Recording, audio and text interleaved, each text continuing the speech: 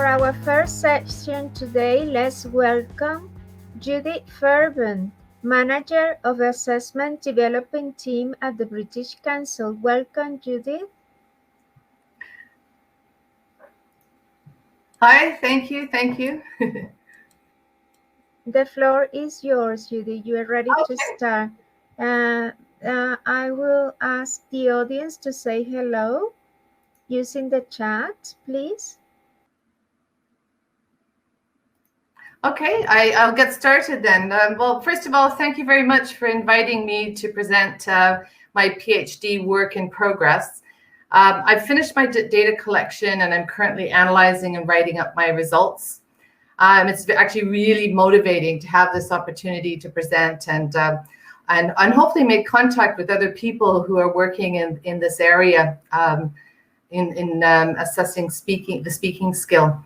As you said, I work as the test development manager at the British Council, and in previous roles, I managed IELTS and APTIS examiners, and I was also a researcher for the productive skills. So I've been interested for a long time in how raters make decisions when scoring writing and speaking tests. I suspected raters had different values on what constitutes an on-topic speaking response, and also different values on the importance of a speaking response being on topic. And these different values might be leading to different scoring decisions. So raters over the years had asked me for clarity on how to rate this part of the speaking construct. And my response always seemed to be things like, well, you just kind of know it's on topic. And I couldn't find any research that specifically dealt with this on-off topic construct for speaking. The research is available for the writing skill, but not in much depth for the speaking skill. So if I can identify how raters define and measure the on-off topic construct, it might contribute to better training and better rating. And if we can understand what raters are doing, we can use this information for better automated assessment rating systems. So this is why I decided to look into this topic in more detail as a PhD. The data I have collected should answer my research questions, which are: what internal criteria do raters report using to decide if a speaking response is on topic or off topic? And what is the relationship between the qualitative internal criteria that raters reportedly use to make this on-off topic decision and their quantitative on-off topic decisions and scoring? I collected and analyzed qualitative and quantitative data in a mixed method design. 30 raters marked 45 test taker responses to a speaking task. I used 3 versions or forms of the task to investigate possible version effects. For the quantitative data, I collected 45 CEFR scores for each of these responses and 135 on-topic decisions. I analyzed the data using facets. For the qualitative data, I collected 135 reasons for the on-off topic decisions, and then analyzed the data using NVivo. I followed up with some email exchanges to clarify data and rater decisions. And I also asked raters to describe how they normally rate this particular task to see if I could find any rater decision-making processes that might be influencing their decisions. I also conducted a questionnaire on rater background variables, but this analysis is outside the scope of this project, but possibly useful for future studies. So here's an example of the task I used. It comes from the British Council's APTIS test. The prompt asks 3 questions, and test takers have 1 minute to prepare a 2-minute response. For the response to be fully on topic, each of the 3 questions must be addressed. The first question asks test takers to describe an activity or an event in the past. The second question asks test takers to describe a feeling about the activity or event in the past. And the third question asks the test takers to talk about the topic in more detail. So this is a B2 level task in that test takers at B2 level should be able to engage appropriately with this task. Here are the criteria for the high and low level B2 levels in the high and low B2 levels in the rating scale. So the distinction between high and low B2 levels is difficult to determine in an operational context. So it's hard to actually decide if someone is a low B2 or a high B2. One hypothesis for making this distinction in the speaking skill is to focus on the ability of the test taker to sustain the B2 CEFR level on topic throughout a full speaking performance on a B2 level task. So if a test taker can sustain the CFR level on topic, it is hypothesized that the test taker has achieved the task and is at the high end of the CEFR level. If they're not able to sustain the CFR level on topic, but are overall at B2 level, then they are at the low end of the B2 CEFR level. So note here that the only difference in the rating scale between high and low B2 is the number of questions the test taker answers on topic at B2 level. The rest of the criteria is the same, it's identical. Now, because the construct of the APTIS test includes this explicit criterion for being on topic, it has provided a fantastic opportunity to narrow in on this on-topic decision making and possibly understand how raters make this decision. I conducted 3 pilots to identify test taker responses that were unambiguously at B2 level. Low-high B2 level needed to be only due to the on-off topic decisions. Responses that were given a low B2 in the pilots because language level was not sustained were dropped from the sample. The sample for the main study was carefully selected and included interesting cases, extreme cases, and consensus responses. So the aim was to focus the rater only on the on-off topic decision. I collected the decisions and also the explanations for the decisions. There are 3 questions in the task, and raters chose from a drop-down list whether each response was on topic, off topic, or borderline ambiguously on topic. The 2 questions I asked raters were, why did you decide it was on/off topic, and how did you make this decision? The APTIS score column collected the CEFR level raters gave to the response as a whole, so that I could look at the interaction between the whole CFR level for the whole response and the on/off topic decisions. I used multifaceted Rationalysis facet software to evaluate the extent to which the raters' decisions, so that's their on/off topic or borderline decisions, and also the overall CFR levels. And I looked at if these decisions were consistent with the decisions of the other raters in the sample. So I investigated the decisions by prompt, by version, and overall for the on/off topic decisions. So what I did is I put the raters into categories of lenient, severe, and average based on their observed averages in the facets output. So I put them in groups of 10 per category, 30 raters. So that I could then compare raters who are lenient or severe with their on/off topic decisions across versions and prompts. And I could also compare their on/off topic leniency or severity with their leniency and severity in their overall CFR ratings. So here are the raters who were lenient in their CFR rating decisions. You can see that the trend is that they are also lenient in their on/off topic decisions, but there are some definite outliers, such as rater 34, who is mostly severe with on/off topic decisions, but lenient with their CFR decisions. You can also see in orange the misfits and the overfits. So a misfit means that these raters are inconsistent in their decisions compared to the sample in this particular study.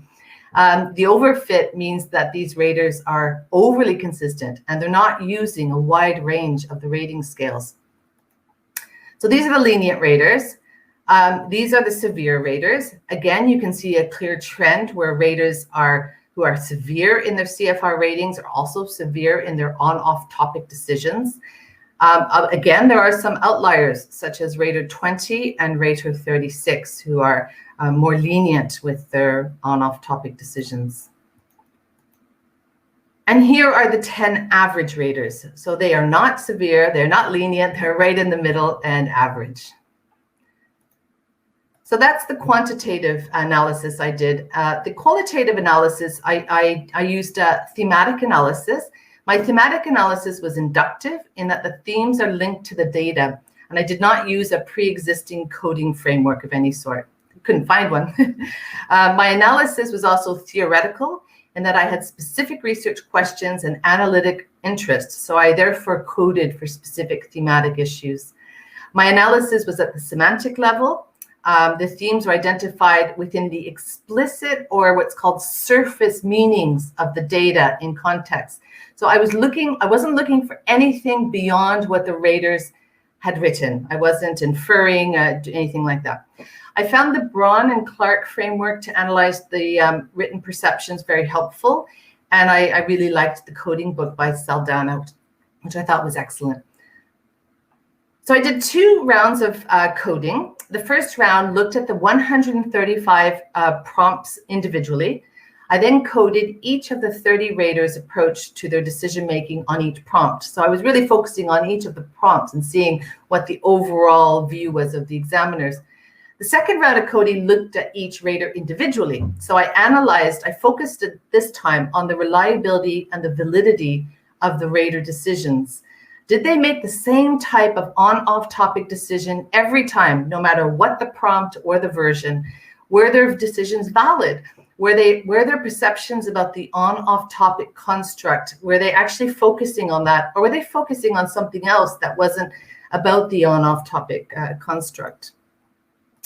For the first round of coding by prompt, I found clear patterns of depth, detail, and clarity. Raters report perceptions on the amount of content that is required for a response to be considered on topic. And the data shows that raters have internal criteria that believes a response should be a particular length and cover certain areas. It really made me reflect, is there a correct number of words that are required for a response to be on topic? So for example, if repeating the prompt with a direct answer, even if it's only one word, is that okay? So if the question is, how did you feel about it? And a test taker said, I felt happy.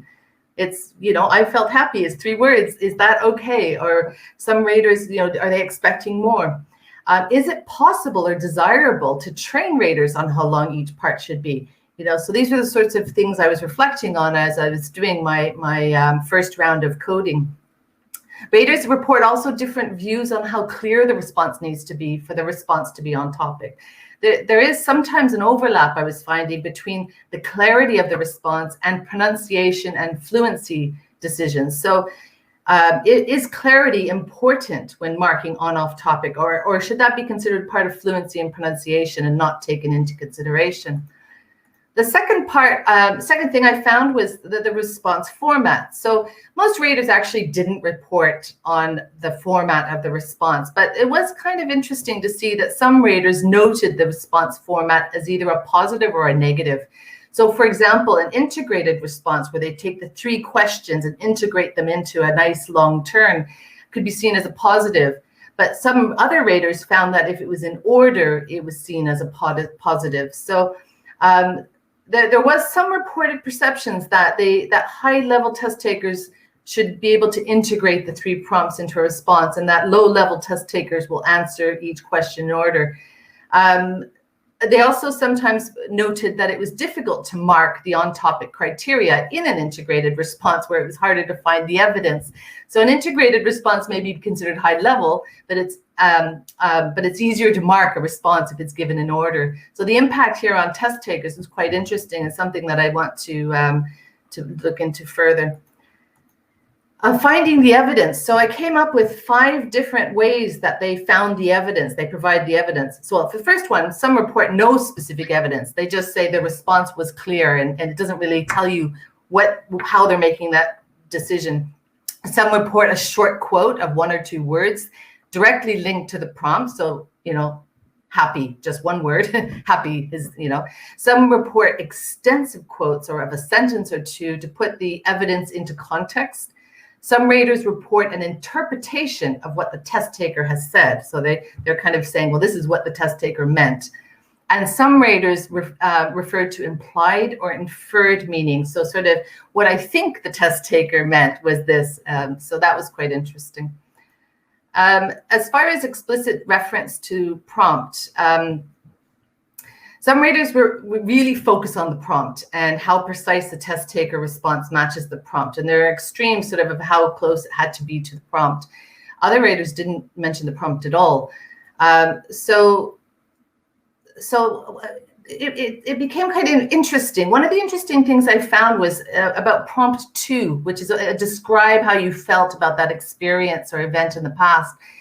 Most raters provided an explicit example, usually an adjective, sort of happy, tired, sad, however. But the data also shows that some raters may not entirely be sure what a feeling means. So some raters do not give any evidence of a feeling. For example, it's on topic because they talked about their feelings. There were also cases where the rater reported something that was actually not a feeling. So it seemed to be a prompt where some raters seem to struggle a little bit with providing the evidence. So what is a feeling? What does it actually mean to feel something about something?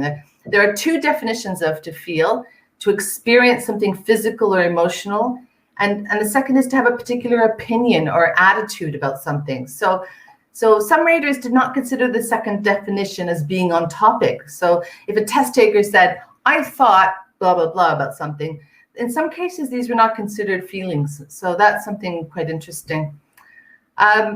The reference to the personal. So prompt 1 and 2 explicitly asks the test taker to speak about themselves. Prompt 3, you don't speak about yourself, you speak about the society. So some raters really, focused in on this. And it came down to incorrect use of the personal. Is this a grammar issue, or is this related to on-off topic? So that was another very interesting area that I noted. Language, all test takers in the sample were B2 level. So even so, there were references to language impacting on their on-off topic decisions. As I mentioned earlier, so something like speaking in the wrong tense or pausing. So, and also repetition came up a bit. And so I just wondered if on-off topic can be explicitly separated from the other language criteria. And there's also this issue with the picture interference. This came up quite a bit. Test takers, sometimes they get fixated on the picture and they discuss the photo and they're actually not answering the question. So there's sort of picture interference here.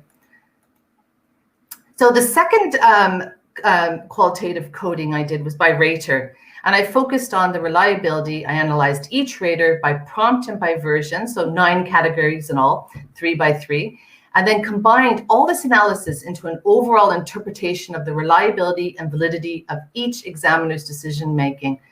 I next combined the quantitative analysis, the qualitative analysis, and I ranked all the raters by their severity, leniency, fit, reliability, and validity. So I'm giving you an example here of just one rater. So this is rater 17 and came up as number 1. So they fall into the average category for not only their CFR scoring, but also almost all of their on-off topic decisions. They're not severe, they're not lenient, which is great.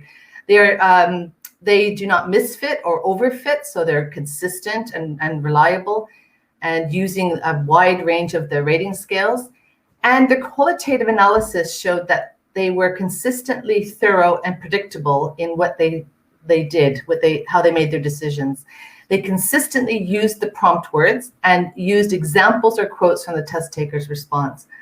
So I think going to this rater's decisions, we could use some of this evidence I've collected for training raters to help other raters fine-tune this part of their decision-making, and it might help to answer some of the questions I posed earlier.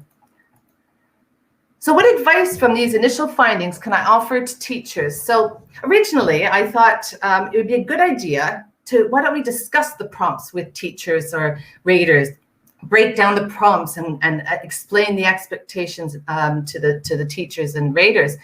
However, Alina Rossi just completed a pilot study for us at the British Council, and she looked at this idea and found that raters without specific item writing experience were not easily able to objectively analyze the items without any test taker responses. So instead, we think that the quality assurance must be done by trained item writers, and also, and then the tasks tried out with test takers and the responses analyzed by the raters. But just showing the prompts to the raters didn't prove to be very successful. Also deciding the purpose of any visual. Does it distract? Are there sort of construct relevance issues? Are there sort of external factors that are impacting on test scores and test takers' performance? Alina Rossi's research showed that this is one area that raters really can help us with. So what's the future directions? So on-off topic is difficult for automated systems to assess at the B2 level. So questions such as, tell me about a time when you were lonely, could have many, many different types of responses. And however, the findings from this research might make a contribution to help identify what raters with really reliable and valid decisions are doing.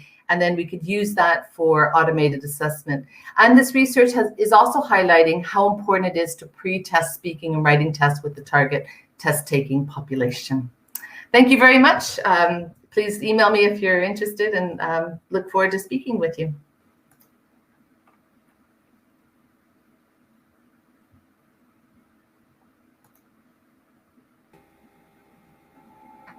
Thank you very much, Judy, for such thought-provoking presentation. Let's see if we have any questions from the audience.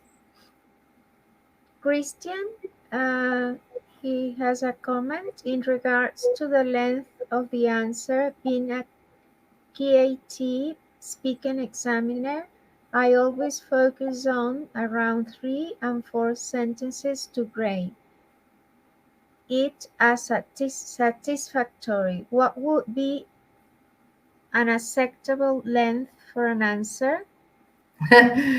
You've asked the question that is the most difficult. It's hard to put a number. I think what I'm finding is it's hard to put a length on it. It also depends on the task. So some tasks only expect you to speak for 30 seconds. In which case, they ask one question and you speak for 30 seconds. So it's, and then in this case, because you integrate 3 different pieces of information into one long turn, if you speak for 3 or 4 sentences, just about one part of it, one question, do you have to speak 3 or 4 sentences about all 3? And then it becomes that, sort of 9 to 12 sentences total. And I think it's just impossible for my task that I was looking at. I think it's difficult to have real criteria. But for the CAT test, now that's a bit different because I'm not overly familiar with the CAT test. I've never been a CAT examiner. But, is there criteria that says it should be 3 to 4 sentences? What type of questions are the test takers expected to answer in those 3 to 4 sentences? I think you have to look at some of the responses and say, is it actually possible to talk for 3 or 4 sentences? I'd say that I'm probably not giving you. I can't give you a number of sentences, I'm afraid, but maybe once I finish my research, I can look into this and maybe come up with some guidelines. That might be a nice output from the research. Thanks, Christian.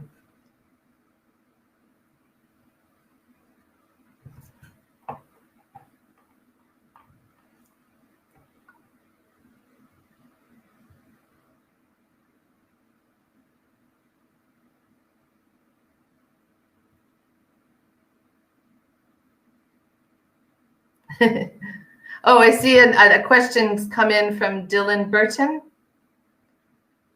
So, Dylan is saying, it seems that there is a push and pull between task completion and topic relevance. So I wonder if both or either should be considered on a sliding scale, like a confidence rating, rather than a binary yes/no decision. Now, that's really interesting. Yeah, so there's two things going on there. First of all, this kind of push and pull between, so they've completed the task, they've talked about an activity or event in the past, but they might not be on topic. So I guess it depends on task, on the questions in the task, the prompts.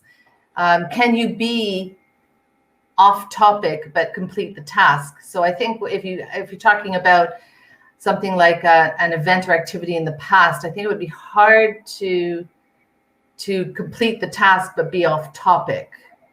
But maybe for the third question, where it's more about the wider society, perhaps you could actually, yes, you could be.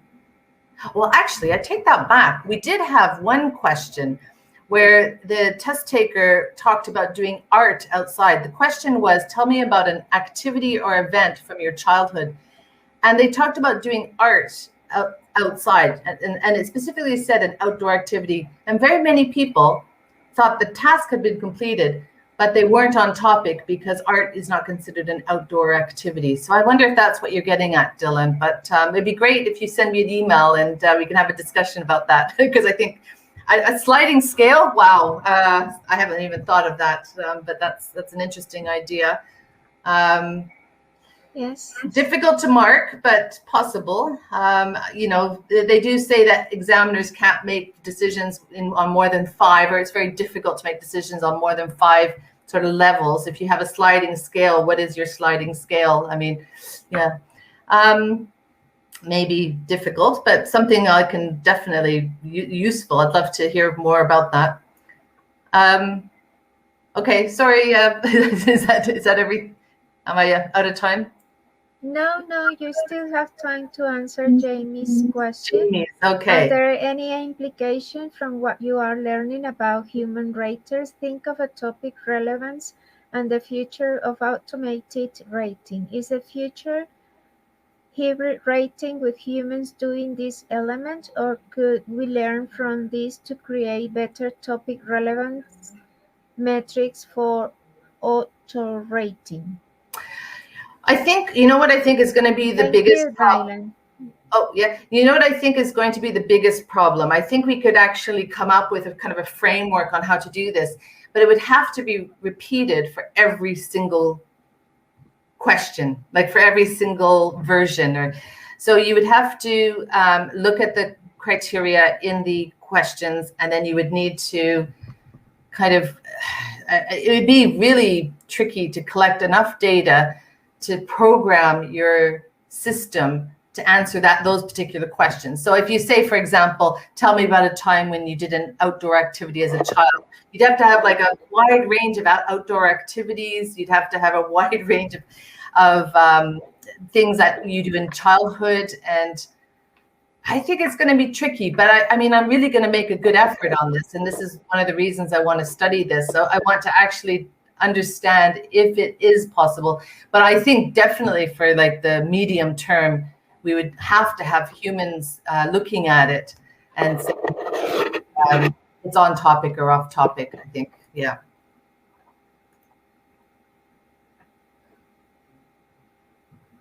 Right. Thank you, Judy.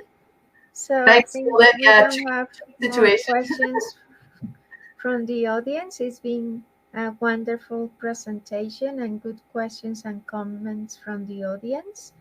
So it's time to finish this session. Please stay or come back in 5 minutes to start our next presentation. Thank you very much. It was great presenting, and best of luck for the rest of your conference. Thank you. Bye, everyone.